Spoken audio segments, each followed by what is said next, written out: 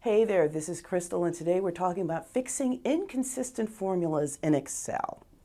In Excel 2010, you can actually see pretty quickly that a formula may not be working. Let me show you. So here I'm in Excel, and nope, right here, this is not the total. So here are all the items that I'd like to add up, and the total should be here. It's missing something.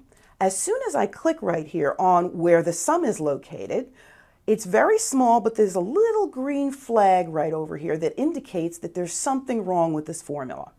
There's also, when I select it, this smart icon that's right here that tells me exactly that there's some formula, some reference in this cell where there's additional numbers that could be located. So if I click on the little drop-down arrow here, it tells me immediately that the formula admits adjacent cells.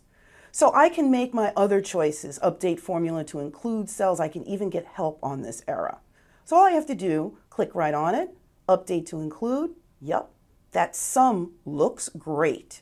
You can also see a sum pretty quickly in Excel if you select all of your numbers that you'd like to have a sum.